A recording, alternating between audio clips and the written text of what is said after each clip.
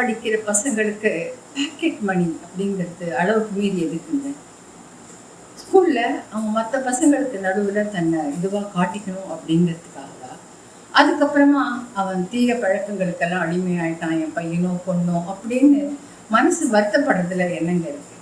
இந்த ஸ்கூல்ல படிக்கிற காலத்துல மட்டும்தான் நம்ம வாழ்க்கையிலேயே இந்த பசங்க ஏற்றத்தாழ்வு இல்லாம ஒரு உள்ளார்ந்த ஒரு சந்தோஷத்தோட பழகக்கூடிய ஒரு வயசு. ஸோ அந்த வயசுலையும் நம்ம காசை கொடுத்துட்டு, அதாவது உங்களால பசங்க கிட்ட நட்டு பாராட்ட உங்களுக்கு நேரம் இல்லை அப்படிங்கிறதுனால காசு கொடுத்துருவீங்களா? வேண்டாமே.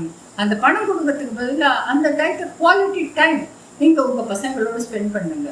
நீங்க ஒரு 2 அடி முன்னாடி வச்சீங்கன்னா அட்லீஸ்ட் உங்க பையனோ பொண்ணோ உங்களை நோக்கி ஒரு அடி வருவாங்க. உங்களுக்கு இடையில இருக்கிற இடைவெளி குறையும். அதனால பணத்தால் அதை நிரப்ப ட்ரை பண்ணாதீங்க.